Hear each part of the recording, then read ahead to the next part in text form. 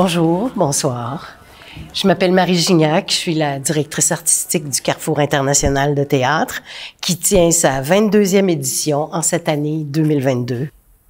L'équipe du festival et moi-même sommes ravis de vous retrouver avec une programmation en salle et à l'extérieur et avec le retour de productions internationales, ce qui n'avait pas été possible l'an dernier. C'est aussi une année de création d'un nouveau « Où tu vas quand tu dors en marchant ?» dans un tout nouveau lieu avec de toutes nouvelles équipes d'artistes. On y reviendra. Je vous présente maintenant la programmation en salle, 11 spectacles plus un événement extérieur gratuit présenté à Place Diouville. En ouverture du festival, Désobéir, un spectacle français initialement prévu en 2020, reporté en 2021, puis encore repoussé à 2022. Un spectacle totalement féminin, créé et joué par des femmes, 4 jeunes femmes issues de l'immigration, comme on dit. Le texte est inspiré de leur vie et il a été enrichi d'entrevues menées auprès d'environ 80 immigrantes ou filles d'immigrants de la banlieue parisienne d'Aubervilliers. Les 4 comédiennes nous racontent avec une énergie absolument explosive comment elles ont conquis leur liberté, comment elles sont arrivées à se libérer du joug du patriarcat et de la religion pour se mettre au monde elles-mêmes et devenir des êtres libres. Le spectacle est à la fois fait de solos, de monologues, de duos et de moments de groupe. Il y a des moments dansés aussi, chorégraphiés, beaucoup de musique. C'est très joyeux. C'est à la fois un manifeste et une fête, une célébration de la liberté et une injection d'adrénaline galvanisant et totalement jouissif. Dans un autre registre, plus introspectif, mais tout aussi envoûtant, Whiteout, une création de la compagnie L'Eau du Bain, basée en Outaouais. Un whiteout, c'est l'opposé d'un blackout, si on veut. C'est un phénomène qui nous fait perdre nos repères spatio-temporels en nous aveuglant de blancheur. Par exemple, lors de certains phénomènes météorologiques, comme une tempête de neige ou une brume très dense. Cet effet est recréé sur scène d'une façon absolument spectaculaire qui allie lumière, projection vidéo et son et qui bouscule nos perceptions. Ça se passe dans une chambre toute blanche et ça met en scène une femme qui, elle, vit une perte de repères à cause de la disparition de son amour. Le personnage est inspiré librement de l'univers de Marguerite Duras. Le spectacle devait faire partie de la programmation du mois multi de février dernier, mais il a dû être annulé en raison d'un soubresaut de la pandémie. Je suis très heureuse qu'on puisse, à la suggestion du commissaire Émile Beauchemin, redonner vie à ce très bel objet. I.O. Ça veut dire Input-Output en langage informatique, entrée-sortie. C'est le titre de la plus récente création de Dominique Leclerc, qui, en 2019, nous avait présenté Post-Humain, où elle nous racontait son incursion dans l'univers du transhumanisme. Elle s'est intéressée à ce mouvement en raison de sa condition médicale. Elle souffre d'un diabète de type 1. Les adeptes du transhumanisme cherchent à améliorer techniquement les performances biologiques et intellectuelles du corps humain avec comme but ultime l'immortalité. I.O. devait constituer la suite de Post-Humain, mais l'arrivée de la pandémie et surtout la mort du père de Dominique ont un peu transformé le propos. Il s'est déplacé vers une réflexion sur notre condition humaine à partir de la question suivante. Sommes-nous la dernière génération issue de la génétique du hasard? Ça donne lieu à une certaine nostalgie, entre autres autour des jouets et des jeux de notre enfance, mais surtout, c'est un récit très personnel, centré sur un hommage à son père disparu. C'est tout en douceur, c'est tendre, c'est authentique, lumineux, très beau, très touchant. Not one of these people, pas une de ces personnes. Une grande première mondiale, une collaboration britannico-québécoise du Royal Court Theatre de Londres, de la compagnie Carte Blanche de Québec et du Carrefour. Il s'agit de la création du plus récent texte de l'auteur dramatique anglais Martin Crimp dans une mise en scène de Christian Lapointe. Christian connaît bien l'œuvre de Crimp, il a mis en scène plusieurs de ses pièces et les deux artistes ont développé une grande complicité l'un avec l'autre. Il y a quelques mois, Crimp a envoyé sa nouvelle pièce à Christian. L'œuvre est faite de 299 répliques dites par autant de personnages. Elle constitue une sorte d'hommage à la multiplicité des points de vue et à l'infinie variété de l'expérience humaine. Mais comment mettre en scène 299 personnes? Christian Lapointe a eu une idée assez géniale et avec son équipe, ils ont mis au point un dispositif vidéo basé sur l'hypertrucage, le deepfake, qui génère automatiquement des images de visages créés de toutes pièces, donc des visages de personnes qui n'existent pas. Et c'est ce qui servira de cadre à la toute première présentation publique de la pièce, donnée à Québec, au Carrefour, dans la langue originale, par nul autre que son auteur lui-même, Martin Crimp, en personne. Suivront 2 représentations en français, assurées par Christian Lapointe, dans une traduction de son cru. Le virus et la proie. Rassurez-vous, rien à voir avec la COVID-19. C'est un texte de Pierre Lefebvre, un auteur québécois qui a dirigé la revue Liberté pendant plusieurs années. Le texte est écrit sous forme de lettre, magnifiquement écrit d'ailleurs, une lettre adressée à Monsieur, qui représente ici tout ce qui détient ou constitue le pouvoir. Il s'agit d'un réquisitoire flamboyant contre ce qu'on appelle le système, et plus exactement à propos de l'impossibilité d'établir un véritable dialogue avec les détenteurs du pouvoir, le pouvoir politique ou celui de l'argent.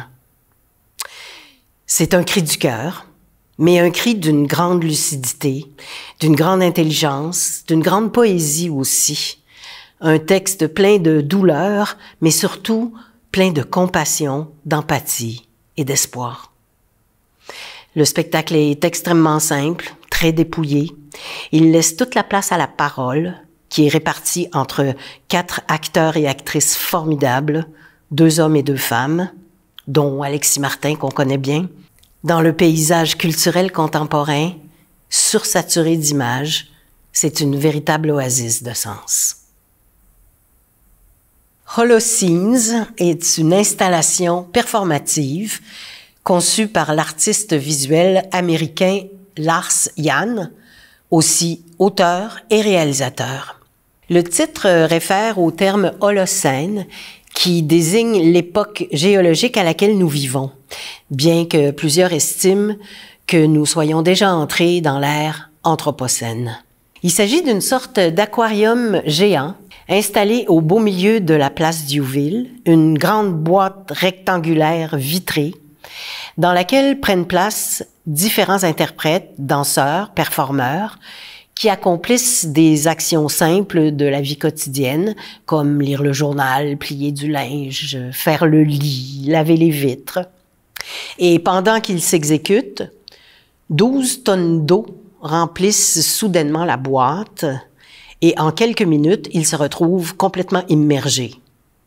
Soit ils ignorent la situation, soit ils essaient de s'y adapter.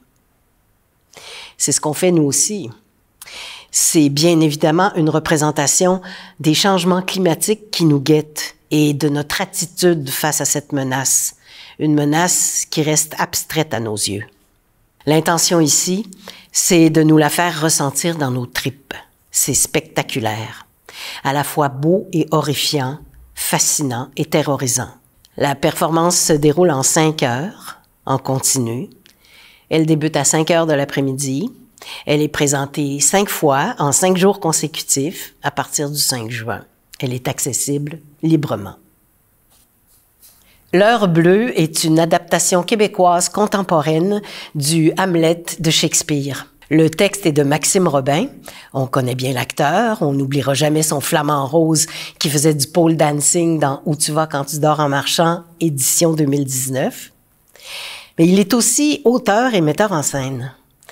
Il a situé l'action dans le Québec d'aujourd'hui. Hamlet est devenu Junior, joué par David Bouchard, un des meilleurs acteurs de sa génération, interprète entre autres de La Bête à sa mère de David Goudreau.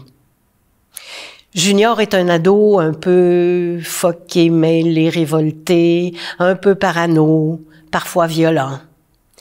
Son père est décédé récemment et il soupçonne son oncle, frère de son père et nouvel amoureux de sa mère, de l'avoir tué. Le spectacle a été conçu pour être présenté à l'extérieur, dans le bois, à la tombée de la nuit, ce moment de la journée qu'on qualifie parfois d'heure bleue et qui peut générer une atmosphère un peu inquiétante. C'est tout à fait intentionnel puisque la mise en scène emprunte les codes du fantastique et de l'horreur. Vous voilà prévenu. Donc, on s'apporte une petite laine parce que les frissons promis pourraient être doublés par la fraîcheur de l'air et peut-être aussi un petit coussin puisqu'on sera assis sur des gradins de baseball. William Shakespeare's As You Like It, a radical retelling by Cliff Cardinal. Comme il vous plaira, de William Shakespeare, une relecture radicale de Cliff Cardinal. Cliff Cardinal est un auteur, acteur, metteur en scène d'origine autochtone. Il est né sur la réserve de Pine Ridge, au Dakota. Il vit maintenant à Toronto après avoir été formé à l'École nationale de théâtre à Montréal. Mais quand on lui demande s'il est américain ou canadien, il répond « I'm an Indian ». En une quinzaine d'années, il est devenu une star de la dramaturgie canadienne d'expression anglaise. On lui doit plusieurs spectacles chocs, dont le mémorable Hough, qui portait sur l'abus de substances diverses dans les réserves indiennes, en particulier l'usage des solvants chez les jeunes. Le spectacle s'est mérité de nombreux prix. Il a beaucoup tourné dans tout le Canada. Vous l'avez peut-être vu puisqu'il a été présenté au Périscope en 2016. Le titre shakespearien « As You Like It », comme il vous plaira, suggère d'emblée qu'il y en a ici pour tous les goûts, comme on dirait en français, qu'on peut en quelque sorte y trouver ce qu'on veut bien. Le monde entier est un théâtre. C'est une phrase tirée de As You Like It. Il y est question d'exil, d'identité, d'usurpation d'un royaume.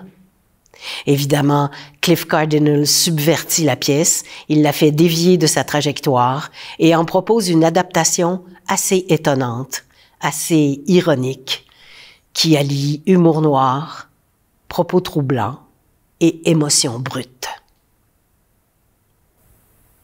La trilogie Amarcia. Amarcia est un mot qui désigne dans la tragédie grecque ce qui provoque la chute du héros. Il s'agit d'une trilogie, donc de 3 spectacles de plus ou moins 1 heure chacun, créés et interprétés par un artiste multidisciplinaire d'origine sud-coréenne qui s'appelle Jahaku. Il est installé en Belgique. Il travaille avec une compagnie flamande très renommée, Campo, située dans la ville de Gand. C'est du théâtre d'inspiration documentaire et autobiographique. Chacun des 3 spectacles traite d'un aspect particulier de l'impérialisme économique, social, culturel et artistique qui pèse sur la Corée du Sud. Chaque spectacle est autonome et peut être apprécié indépendamment et il n'y a pas d'ordre chronologique. Les voici dans l'ordre où ils ont été créés.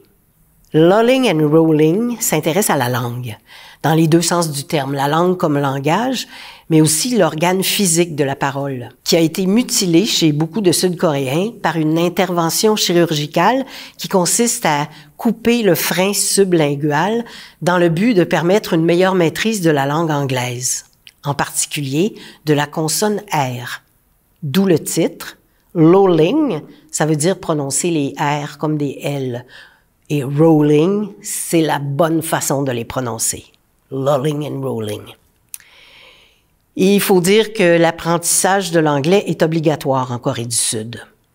Le spectacle est abondamment nourri d'archives vidéo que l'artiste manipule à la façon d'un DJ ou plutôt d'un VJ. C'est une réflexion ludique et ironique sur l'influence et l'omniprésence de la culture d'expression anglaise en Corée et un peu partout dans le monde, n'est-il pas? Coucou, c'est la marque de cuiseur à riz la plus répandue en Corée du Sud. C'est le croque-pot coréen. Sur scène, l'artiste dialogue avec 3 cuiseurs à riz qui parlent et qui sont une métaphore de l'énorme pression exercée sur la société coréenne, surtout chez les jeunes et en particulier dans le monde du travail, axé sur la performance dans un contexte hautement technologique et très compétitif, ce qui crée solitude, chômage, dépression et a eu pour effet de démultiplier le suicide.